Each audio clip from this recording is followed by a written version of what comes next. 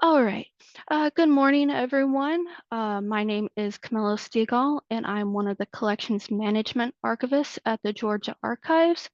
And today I'll be talking to you about how I learned about and helped increase access to our manuscript collections through the use of subject headings.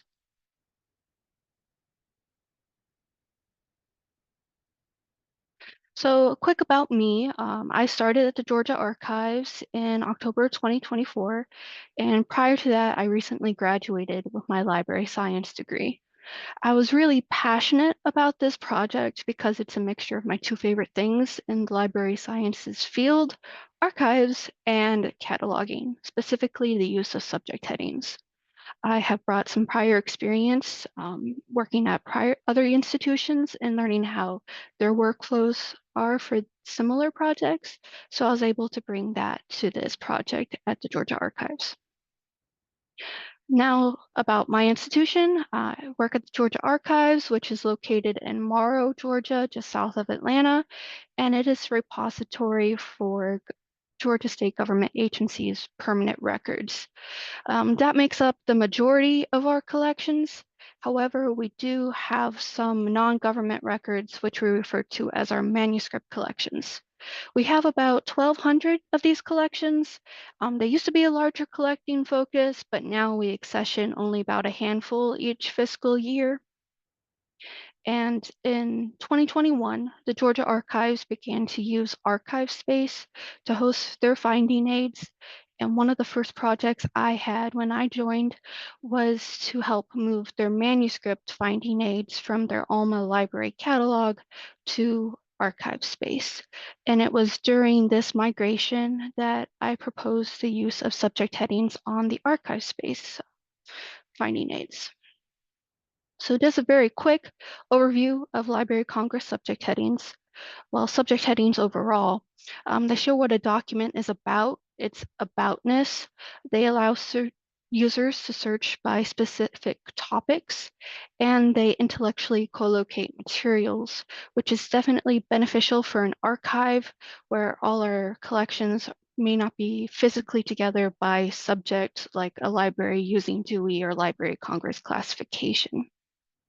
There are many types of subject headings. Library of Congress subject headings are the most predominant. They've been around since the late 1800s. But again, many different subject heading languages you could choose from, or you could even create your own. There are a lot of rules regarding subject headings for book catalogers, and we simplified some of these for our users and for our project. What we opted to do was not have subject heading strings, which is when you have a main heading, such as business, and then you divide that by a subtopic, maybe chronologically, geographically. So if I wanted to talk about businesses in Henry County in one subject headings, it would be business dash dash Henry County. That can get convoluted when you have all the counties in Georgia in your collections. So we opted to have counties as a separate heading. So business in Henry County would be tagged business, and Henry County is a separate one. We also opted to have large basic buckets with the caveat that this could be more specified further on. If, say, our business or religion general bucket got too big, we could talk about specific businesses or specific religions or denominations and bring those in as subject headings as well.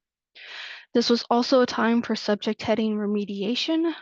Only recently has the Library of Congress changed the slave subject heading to enslaved persons, and many other slavery-related headings have not been remediated. So we also had to think about what our patrons were likely to search. So for now, we have opted to use slavery as the one heading to encompass all of our slavery-related materials. So in the library catalog, the previous catalogers did put in subject headings, and I use these as a guide for my work. But as you can see for this collection, which is our William Ross Stilwell Civil War letters, this is primarily the only heading that was with that collection. And it is a local language and a little bit complicated in that it is the 53rd Georgia Infantry Regiment, but also Company F of that regiment. So we wanted to expand access to this collection. So this is what it looks like in our archive space finding aid now. What I opted to do was separate out the regiment heading and the company heading, and this will allow us to see what we have on a specific regiment and a specific company. And doing this, we have found out that we have many collections, maybe for one specific company. And then I added additional headings. You can see that I added a geographic heading. Stilwell and his wife were based in Henry County, so I was able to tag it as that. And then I added additional topics. The one in the middle is one of our exceptions for using strings because that is the official Civil War heading. And that was an important heading for us because some of our Civil War collections don't say Civil War anywhere in the collection. So this was able to bring them all together. Additionally, these were letters to Stilwell's wife. So I wanted to tag it with women. And then also he spent a lot of time discussing his religious views. And so that's also an important topic. So researchers interested in Civil War religious thoughts and gender roles and relationships would be able to come across this collection. And now I'm just going to do a quick search demonstration of two methods of how researchers and staff might be able to use these subject headings. The method one is for what I think staff would be likely to use. This is our landing page for our archive space finding aids. And up at the top, we have a button that says repositories. So we would click that, and then we would go to the manuscript collections rather than the government records. And then this would pull up all of our manuscript collections, and then available on the side would be additional filters, and subject pops up first. And then a staff member would be quickly able to see how much we have on a topic. And these are currently our collections with over, our subject headings with over 100 collections attached to them. And so you could click women and then narrow it down to Atlanta and so forth and be able to work from it from there. A second method is what I think our researchers might be likely to use, but could go either way. Down at the bottom, we have a general search tab button. So what you would do is type in your keyword. And for this example, I chose women. And now with the new archive space update, it shows you where exactly in the record it pulled that keyword from. So about halfway through our women's search results, we have these three collections, and that the only reason they pop up is because I have tagged them as women. And what makes that significant is that these are collections by women. And my automatic light just went out. So we are able to show the greater aspects of women in Georgia history that may not have been able to show up otherwise if perhaps it was just a women's club or someone who was organizing women's clubs collection. So broader depth. So I'm just going to conclude with some benefits of the project for our institution. It has assisted staff and patrons with finding materials, and this has been beneficial for staff research for our outreach activities, such as curating exhibits and curating materials for tours, because we like our materials to fit what the tour group is interested in. As you saw in the first research method search way, that you can see how quickly how much we have on a topic. And this project could have been done by an intern, but since it was done by a staff member, the institutional knowledge that I gained will stay with us, and I'll be able to use that through the rest of my career, and also be able to provide insight into my workflows and thought processes continuously. Additionally, it can highlight hidden histories and stories in the manuscripts, such as we saw with the women collections that wouldn't have popped up otherwise. Finally, for me, it allowed a bird's eye view of the manuscript collections at a really rapid pace that I wouldn't have been able to gain otherwise. It was remote work as needed. Archives can't go home, metadata can, and it snowed a lot this year. And finally, it mixed my passions for archives and cataloging and allowed me the chance to hold my colleagues hostage to discuss subject headings. So that's all I have on my ongoing Joy project, and thank you for listening.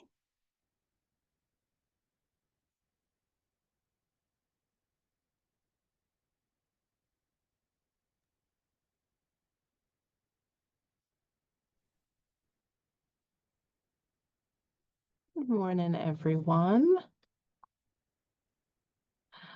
Okay, see if I can get this to work.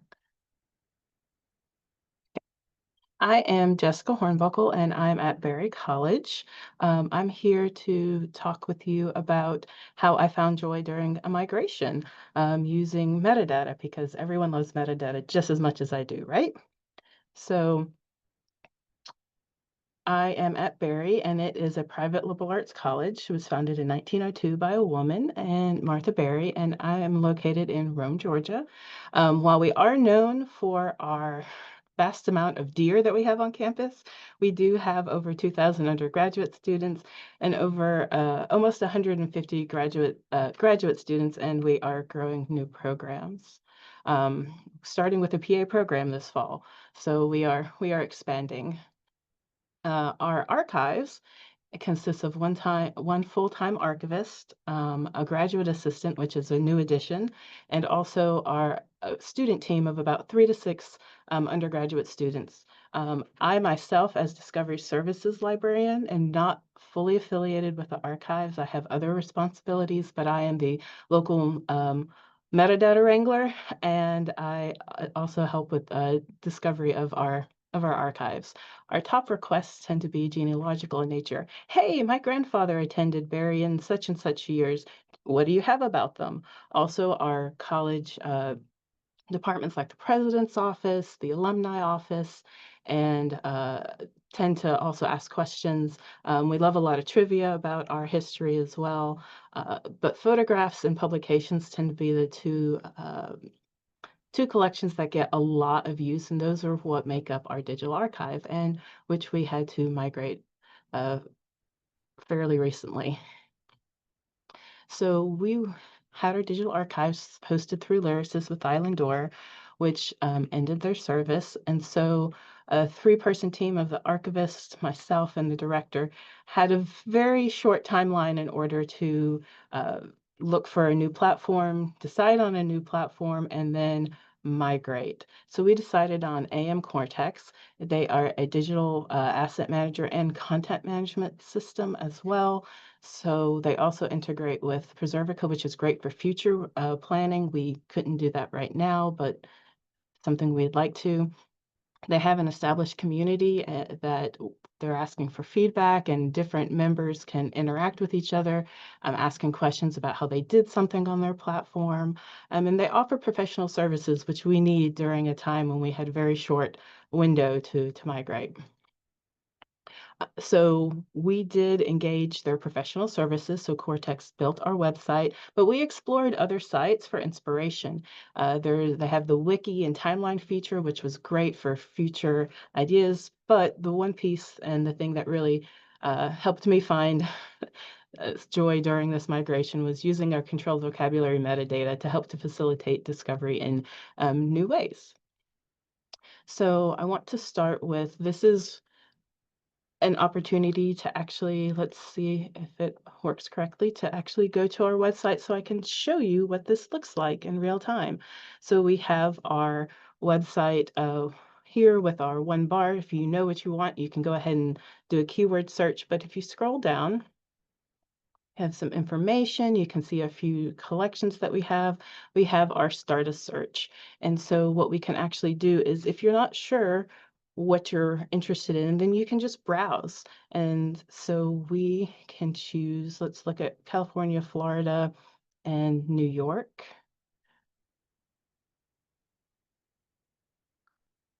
and it'll automatically go ahead and tell you how many search results you have, and you can actually then search. And you can pick from more than one category. And so those are using some controlled vocabulary that uh, that I'll talk more about how we actually got to. But there's also the additional search filters on the sidebar filters that are controlled vocabulary as well. And we'll also talk about how the metadata is dynamic within the record itself. So how did we get here? We were able to use controlled vocabulary. This is actually Cortex's definition of what controlled vocabulary is. We know that they are a defined list of terms that helps to ensure consistency across cataloging of items. What's really helpful is that it's here in their public interface, it's dynamic. So that means that it impacts options for search categories like we just saw, and also the sidebar filters, but also in the record where you can actually click and it will find other assets that are cataloged with that term as well. So this meant we wanted to rethink our metadata. We wanted to expand what we are currently doing. We are harvested by DLG, so we adhere to DLG's Dublin core. But we wanted to also think like a patron and then also review past requests stored in our lib answers. And we asked ourselves three main questions. What fields naturally work as controlled vocabulary? What free text fields could be reworked as controlled vocabulary? And what fields could we add that we might not have thought of otherwise? So some of our natural fields were things like creator and subjects and format, medium, but we also looked at things like decade. Sometimes we can't identify what year a photograph is from. So instead it will be, in the date field, it'll be like, if it's in somewhere in the 1930s, it may be 193X. And so people might want to search by decade if they're not sure, like when a family member may have actually attended, then this gives an additional option. We also have a lot of school name changes.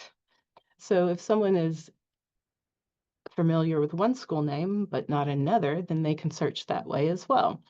We also wanted colorway. Some people are like, I want a black and white photo, where often we will get, I want a color photo of Martha Berry.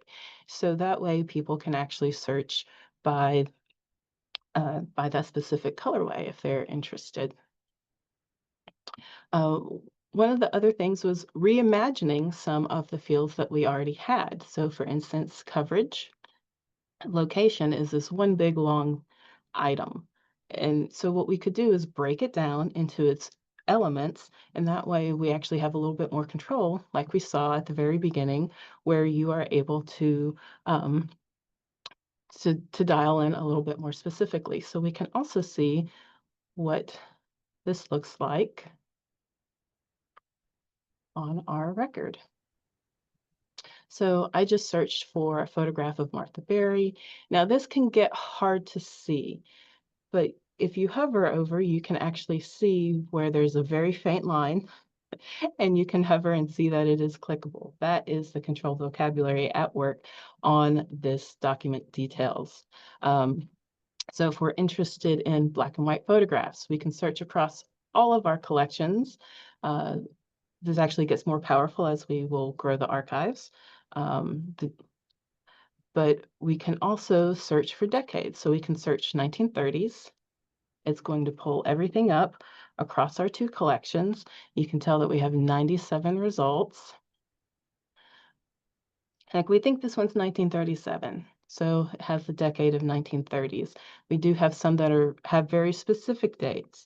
But you can also see on the left how we have more of our sidebar filters that we talked about, colorway, and then country and county. So you can see where these have come into play in more than one area. So how did we actually get here? So on the back end, all we had to do was say, add the search categories content block within the content management system. And it's broken down into three areas. You've got the title, you've got the body text, and then you have your categories. So what you do is you literally have a list of all your controlled vocabulary, and then you just add to which ones you want selected for your categories, and you can move them up and down so you have a little bit more control over what your users can select from. So this is search categories, but the same type of screen is also used to decide on your sidebar filters, so they could be different than your subject categories, and also when you are selecting what fields you want on your item details as well. These are the types of interfaces that you'll see. So this translated into also wanting to build an institutional repository, which ours just soft launched July 1. And so we have only one collection right now, but it made me rethink what we wanted to do in our IR as well for metadata. So obviously creator and subject, faculty advisor, these things that are kind of natural indicators of what the item is about. However, I wanted to also think about things outside the box. I represent the library on the Council on Student Research, and we have 5 different grants that support our student researchers that students can apply for. They can apply for one to get funding to go travel to present at a conference outside of Barrie. We also have grants that can help do 1 to 2 years, support 1 to 2 years worth of research. So materials, or maybe even if you need to travel to an archives to do your research, we can do this. And we want to not only say that, yes, we love undergraduate research, but we are supporting it. And here's how we can actually show that we are supporting it so others can actually see what's happening on campus. We also have different project types. Eventually, since we just soft launched, we don't have much yet.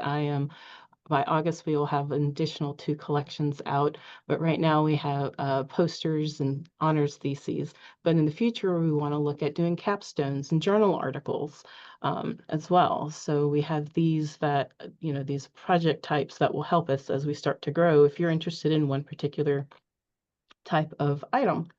Also, something I just came up with just a few days ago was the presented at. I realized that sometimes one student can take a poster and work and present it here at our annual symposium that we have on campus, but then also take that poster and go to another conference outside of campus in their field and present there. So being able to see how students and faculty are presenting at different conferences. So maybe you're interested only in things from the Chemical Society. So, you may be able to, ideally, you'll be able to click and get everything related to that conference as well. So I'm really excited about how we can take what most people don't like as just metadata, but turn it and use it into something that is a little bit more helpful for patrons to browse.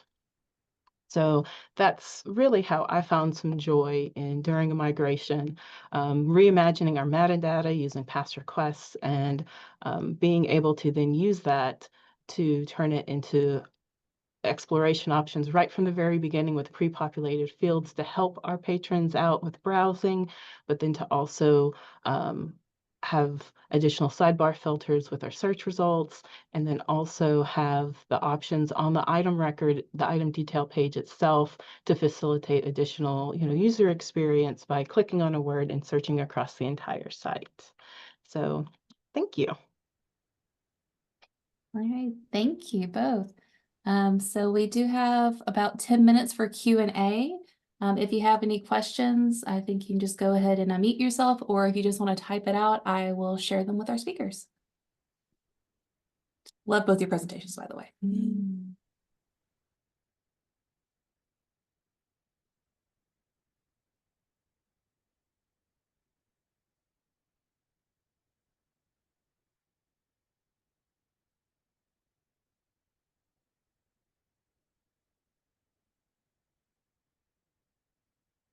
Jess, are you going to be hosting the institutional repository in Cortex also?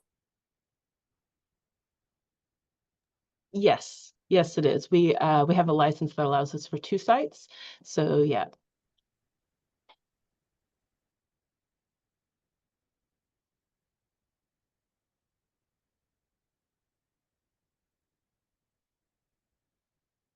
Camilla, have you gotten any user feedback on your headings? You had any interactions that would tell you how they're responding to it or using it?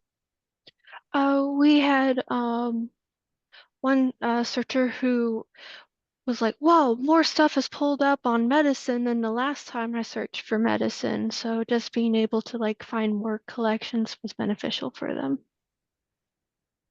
I don't know if you have a lot of I mean, what am I saying? I'm sure you do have a lot of students using your collections, but it seems like that would be a great way to, if they're just sort of like, I just need a document, that you can tell them to just, hit the big thing and see what comes back. Yes, I think it is. It's a fun way to search. It's like if you need a Civil War thing, here you go, have fun, and just narrow it down until you like find one or two collections that work for you.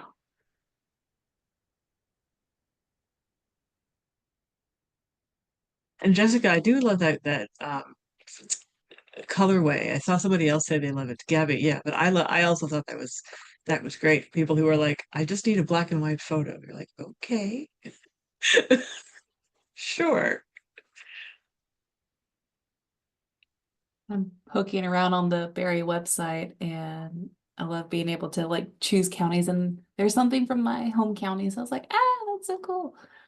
But this group definitely, I think, would appreciate all of the metadata talk, because subject headings and like, I was like, oh, it's amazing. I love it. All right. Yeah, I've gotten questions of, is this really your joy? And it's like, yes, it is. Look, I've gotten that too. nerds unite, okay? I know I would ask you if you'd had any patron interactions, but I know you just launched it, so maybe not. Well, we've had our digital archives for about a year now. And as I was putting this together, I realized I probably should try to do some sort of survey to see how well like at least our internal patrons have, if they've I worry, have they actually scrolled all the way down to the bottom of that page to get that really cool start a search now or not, or are they just typing in? So there is more work that I need to do with this. Well, when I'm teaching with our digital collections, I tend to be like, and here's the important, like, here's the picture, right? Which is great, very pretty. We all love a picture. But scroll down, here's the important part, which is the metadata. So I sort of incorporate the using the metadata into the instruction. So just to, one of you may not be doing that much instruction, but just to throw that out there. To follow up the question to Jessica, well, maybe it's less a question than a suggestion, since you haven't done any kind of survey yet, but that is whether patrons are actually using dynamic headings, that they're actually seeing those headings and clicking on them to get additional material, additional related materials on their subject, because subject control vocabularies have always had that power, so that you could go and find related things. However,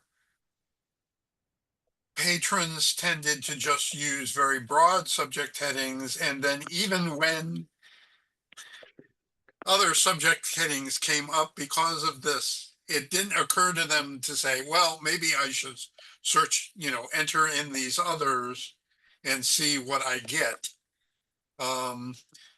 Now, of course, with a dynamic heading, they just have to click on it. But the question is, do they realize that they can get more stuff on the thing they are interested in if they click this heading?